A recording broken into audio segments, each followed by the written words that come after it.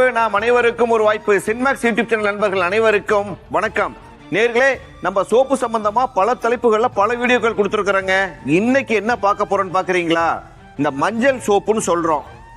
நம்ம முதல்ல கஸ்தூரி மஞ்சள் யூஸ் பண்றதா, விராலி மஞ்சள் யூஸ் பண்றதா அப்படின்னு பெரிய டவுட் எல்லாத்துக்கும் இருக்குதுங்க. அதை பத்தி தான் இன்னைக்கு விரிவா பார்க்க போறேங்க. இந்த விராலி மஞ்சள்ங்கிறது இந்த மாதிரி இருக்குங்க, சரிங்களா? சரிங்க, இது எதுக்கு பயன்படுத்தணும் அப்படின்னு பாத்தீங்கன்னா உணவுக்கு பயன்படுத்தணும், சரிங்களா?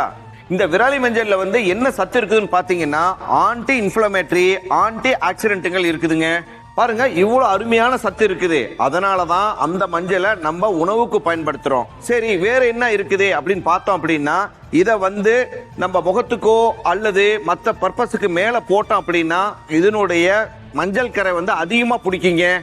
அதனால இத நம்ம சோப்புக்கு பயன்படுத்தக்கூடாது, அழகு சாதனத்துக்கு பயன்படுத்தக்கூடாது, ஏங்க டூத் பவுடர் கூட பயன்படுத்தக்கூடாது, ஃபேஸ் மாஸ்க் இதுக்கு எதுக்குமே பயன்படுத்தக்கூடாது. செய்வு செய்து விரலி மஞ்சளை நம்ம ஸ்கின்னுக்கு பயன்படுத்த கூடாதுங்கிறது நல்லா தெரிஞ்சுக்கிங்க. ஓகேங்களா நேயர்களே? இது போல நிறைய வீடியோக்களை கொடுக்க இருக்கிறோங்க. அதனால நம்ம சேனலை லைக் பண்ணுங்க, கமெண்ட் பண்ணுங்க, ஷேர் பண்ணுங்க, மறக்காம சப்ஸ்கிரைப் பண்ணுங்க. மீண்டும் இன்னொரு வீடியோவில் சந்திப்போம். நன்றி, வணக்கம்.